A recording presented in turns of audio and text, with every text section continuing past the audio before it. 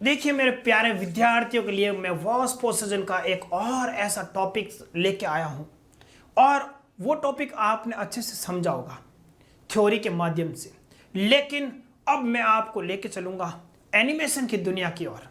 क्या आप रेडी हैं मेरे साथ उन कोशिकाओं में जाने के लिए? तो आइए हम चलते हैं सीधा रंध्रों की ओर। तो देखिए यहां जो है एक पत्ती की संरचना है वो बनाई गई है। अब इसमें पत्तियों में अब क्या है, वाष्पोत्सर्जन की प्रक्रिया को समझेंगे। तो यहां देखिए ये जो संरचनाएं जो दिख रही है ये सब के सब संरचनाएं क्या है, ये सब संरचना है रंध्र की। तो देखिए चलो आ जाइए रंध्रों के अंदर हम प्रवेश करते हैं। तो देखिए ये अंदर रंध्रों की संरचना है। बड़ा सा आपको अजीब सा लग रहा होगा कि ये हम कहाँ आ गए, एक जन्नत के अंदर हम सैर कर रहे हैं और इन कोशिकाओं के अंदर हम प्रवेश करने की कोशिश कर रहे हैं। तो देखिए यहाँ पर अलग अलग प्रकार की ये कोशिकाएं हैं वो आपको दिख रही है। और ये जो लाल कलर की जो संरचनाएं देखिए यहाँ पर लगातार जो जल के अणु हैं वो वाष्पोत्सर्जन की प्रक्रिया द्वारा क्या है, बाहर की ओर प्रवेश कर रहे हैं। और इनमें से कुछ जो जल के अणु हैं वो देखिए ये अंदर की तरफ आ रहे हैं और एपोप्लास्ट जो पथ होता है उसके द्वारा ये कोशिकाओं के बाहर है वो गति कर रहे हैं। तो इस प्रकार से यहां पर वाष्पोत्सर्जन की प्रक्रिया है वो लगातार आप है वो देख सकते हैं। अब देखिए और चीज आगे, जब वाष्पोत्सर्जन की दर में जब कमी आती है तो ऊपर की जो कोशिकाएं हैं वो शुष्क हो जाती है। तो ये देखिए ये शुष्क कोशिकाएं हैं वो दिखाई गई है पूरी। अब इसमें वाष्पोत्सर्जन कम हो रहा है। अब वाष्पोत्सर्जन कम हो रहा है लेकिन बाहर वायु अगर शुष्क है तो उसमें किस प्रकार से होगा, तो यहां पर जल है वो आपस के अंदर बंधेंगे और जल के अणु बंध कर ऊपर की ओर वो लगातार क्या है आपकी गति करेंगे, जिसकी वजह से वाष्पोत्सर्जन की दर के अंदर क्या है, बढ़ोतरी होगी। तो यहां देखिए ये जो जल के अणु देखो लगातार आपके बंधे हुए आपस के अंदर, इसको हम बोलते हैं आपके सहसंजन बल, समान अणुओं के बीच में जो लगने वाला बंध, और ये लगातार क्या है बाहर की ओर आ रहे हैं। अब देखिए कि जल है वो जड़ों द्वारा कैसे अवशोषित किया जाता है। तो यहां देखिए अपन जड़ों के अंदर प्रवेश कर रहे हैं। ये देखिए ये है मूल रोम की संरचना। चलो और अंदर की तरफ अपन प्रवेश करते हैं। ये देखिए हम अंदर की तरफ आ गए और ये जो जल है, जल के साथ में ये जो पीले कलर वाली जो दिख रही है, लाल कलर के साथ में ये जो पीले कलर वाले जो भाग दिख रहे हैं ये क्या है, ये खनिज लवण है। जो देखिए प्लाज्मोडेस्माटा, ये जो छिद्र दिख रहे हैं ये सब के सब क्या है, प्लाज्मोडेस्माटा। इस प्लाज्मोडेस्माटा के माध्यम से जो जल व खनिज लवण के अणु हैं वो प्रवेश कर रहे हैं। और ये लाल कलर वाली ये जो संरचनाएं दिख रही है बड़ी सी ये वाली, ये सब के सब क्या कैस्पेरियन पट्टिका है और इनमें है वो जल प्रवेश नहीं कर सकता, इसीलिए जल अपने रूट से भटक कर अंदर की तरफ आ रहा है। ठीक है, तो इस प्रकार से ये जल है वो लगातार तनों में ऊपर की ओर खींचा जा रहा है। इसको हम बोलते हैं वाष्पोत्सर्जन खिंचाव बल। और इस वाष्पोत्सर्जन खिंचाव बल के कारण जल है वो लगातार रंध्रों के द्वारा बाहर आ रहा है। तो इस प्रकार से ये वाष्पोत्सर्जन की प्रक्रिया हमने समझी है किसके माध्यम से, वाष्पोत्सर्जन एनिमेशन के माध्यम से। आई थिंक अब आपको अच्छे से ये चीज समझ में आ गई होगी। जानने के लिए आप लगातार मेरे साथ बने रहिए। आगे मैं आपके लिए और एक नया टॉपिक है वो लेकर आपके सामने आऊंगा। Thank you so much. देखिए मेरे प्यारे विद्यार्थियों, आपने एनिमेशन की सहायता से वाष्पोत्सर्जन की प्रक्रिया को अच्छे से समझ लिया होगा। अब इस वीडियो के अंदर कुछ बारीकियां जो है वो बताई गई। इन बारीकियों को आपने एनिमेशन से समझ लिया, लेकिन अब थ्योरी में इनकी बारीकियां जान लेते हैं कि ये जो एनिमेशन में जो था वो यहां पर क्या है। तो सबसे पहले हम बात करेंगे वाष्पोत्सर्जन की परिभाषा की। तो वाष्पोत्सर्जन होता क्या है, वाष्पोत्सर्जन किसे कहते हैं। जैसे मनुष्य है गर्मी के दिनों में बाहर निकलता है, उनके शरीर से पसीना आता है, तो इसी तरीके से पादपों के अंदर भी उनके शरीर से है वो पसीना वाष्पोत्सर्जन की प्रक्रिया द्वारा बाहर निकाला जाता है। तो वाष्पोत्सर्जन मनुष्य के पैरेलल जो पसीने की जो प्रक्रिया है वो मानी गई है। तो पादप भी पसीना करते हैं, लेकिन उस पसीने की जगह पर वहां पर वर्ड आता है वाष्पोत्सर्जन। तो बिना किसी समय को गवाए हुए हम बात करते हैं इसकी डेफिनेशन की। तो देखिए वाष्पोत्सर्जन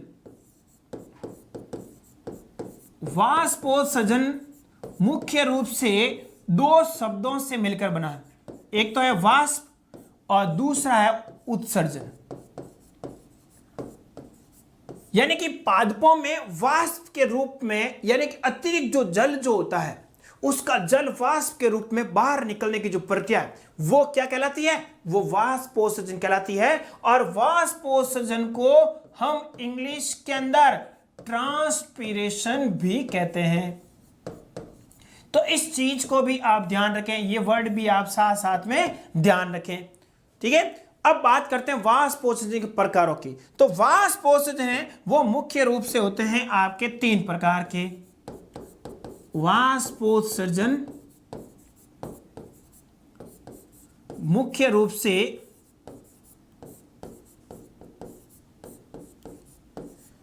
3 प्रकार के होते हैं। अब इसमें 3 ये जो प्रकार जो दिए हुए हैं उनमें से सबसे जो पहला जो प्रकार है वो है आपका रंध्रीय वाष्पोत्सर्जन। रंध्रीय वाष्पोत्सर्जन। अब बात आती है कि रंध्र क्या होते हैं। रंध्र पत्तियों की ऊपरी व निचली सतह पर पाई जाने वाली सूक्ष्म संरचनाएं और इनकी संख्या पादपों के अंदर, पत्तियों के अंदर प्रति वर्ग सेंटीमीटर 100 से 60,000 तक, 100 से 60,000 तक प्रति वर्ग सेंटीमीटर। अब ये आंकड़ा बहुत बड़ा है, लेकिन सरप्राइज होने की जरूरत नहीं है क्योंकि रंध्रों की संख्या इस प्रकार से पाई जा सकती है। और अधिकांश जो पादप जो है वो रंध्रों द्वारा ही वाष्पोत्सर्जन की प्रक्रिया करते हैं। ठीक है, इसमें उदाहरण अगर बात करें तो इन्हें हम सेब प्रकार का, सेब है, नारंगी है, ये इसके उदाहरण हैं। और इन्हें सेब प्रकार का वाष्पोरंध्र भी कहा जाता है। ठीक है, दूसरी ओपन बात करें वो है वातरंध्रीय। वातरंध्रीय क्या है?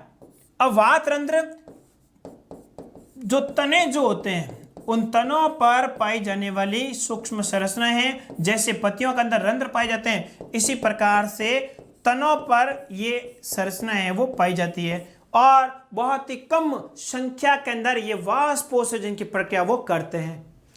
तीसरा जो प्रकार है, तीसरा प्रकार है उपत्वचीय। अब ये भैया उपत्वचीय क्या है? उपत्वचीय वाष्पोत्सर्जन का मीनिंग ये होता है कि जो मरुद्भिद पादप पाए जाते हैं, मरुद्भिद पादपों के अंदर उपत्वचा है वो पाई जाती है। और उपत्वचा को हम क्यूटिकल भी कहते हैं। तो ये क्यूटिकल के माध्यम से वाष्पोत्सर्जन की प्रक्रिया होती है, लेकिन ये बहुत ही विशेष परिस्थितियों के अंदर होगी क्योंकि जो क्यूटिकल उपत्वचा जो है वो हमेशा जल के लिए अपारगम्य होती है। अपारगम्य का मतलब आपको पता होगा, नहीं पता? चले मैं बता देता हूं। जो अपारगम्य होता है, अपारगम्य का मतलब होता है ना कोई पदार्थ बाहर जा सकता है और ना कोई पदार्थ अंदर आ सकता है, और इसी को हम अपारगम्य कहते हैं। तो उपत्वचा या क्यूटिकल क्या है? जल के लिए अपारगम्य है। तो अधिकांश मरुद्भिद पादपों के अंदर इस प्रकार का वाष्पोत्सर्जन होगा और ये बहुत ही कम अमाउंट के अंदर, बहुत ही कम मात्रा के अंदर होता है। ठीक है ना? चलिए भैया आगे देखिए। आगे मैंने एक रंध्र की संरचना बनाई है। एक रंध्र देखिए, ये पहला वाला रंध्र है खुला है और ये दूसरा रंध्र है वो बंद होता है। अब इसमें सबसे पहले इसकी संरचना की बात कर ले। संरचना किस प्रकार की है, कौन कौन से भाग पाए जाते हैं इसमें? तो सबसे बाहर ये जो दिख रहा है आपको, ये है पर्ण मध्योतक, जिसको हम कहते हैं मेसोफिल। ठीक है भैया। दूसरा ये वाली, ये होती है सहाय कोशिका।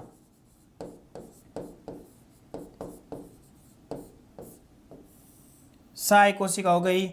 इसके बाद में ये वाली जो है ये कहलाती है द्वार कोशिका।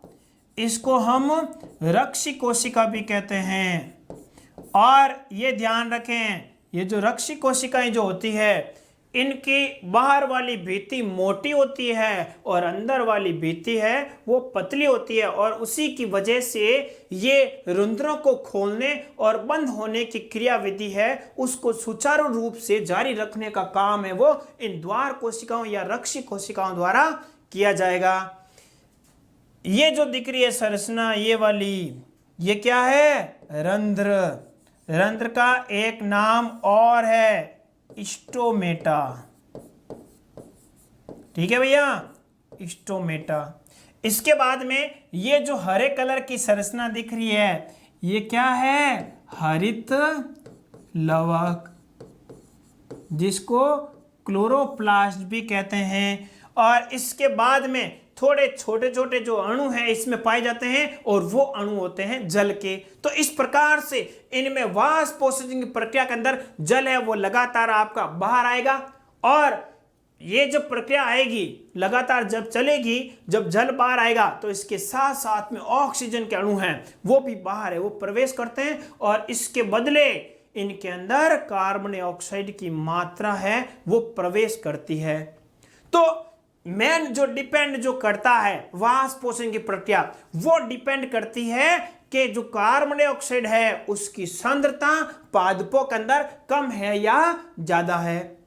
अब बात आती है कि रंध्र कब खुलेंगे। देखिए एक चीज है, जब सूर्य का प्रकाश होगा, जब टेम्परेचर जब ज्यादा होगा तो उस समय उनकी पत्तियों पर थोड़ा सा तनाव बढ़ता है, और तनाव बढ़ने की वजह से रंध्र खुलेगा। अब तनाव कब बढ़ेगा? जब पादपों के अंदर, पत्तियों के अंदर जब जल की मात्रा है वो बढ़ जाएगी। जैसे ही जल की मात्रा बढ़ी तो इन द्वार कोशिकाओं को अंदर से बाहर धकेला जाता है, और जैसी बाहर धकेला तो ये द्वार कोशिकाएं क्या करती हैं? उन रंध्र को खोल देती है, और जो जल है वो जल वाष्प के रूप में बाहर आ जाता है। ठीक है, इसी प्रकार से रंध्र बंद कब होंगे? जब कार्बन डाइऑक्साइड की सांद्रता के अंदर या तो आपके कमी होगी, तो कमी होते ही सीधा सा क्या हो जाएगा? ये रंध्र बंद हो जाएंगे। तनन शक्ति कम होगी, जल की मात्रा में जब कमी होगी तब अपना आप ही रंध्र क्या है? बंद हो जाएंगे। तो इस तरीके से ये रंध्र की संरचना है, और रंध्र किस प्रकार से खुलते हैं और किस प्रकार से बंद होते हैं वो आपने क्रिया विधि अच्छे से समझ ली। अगर आपको मेरा ये वीडियो अच्छा लगा तो आप इसे लाइक कीजिए, शेयर कीजिए और सब्सक्राइब कीजिए, और आपके स्क्रीन के सामने जो बेल आइकन है उसको दबाना ना भूलिए। Thank you so much.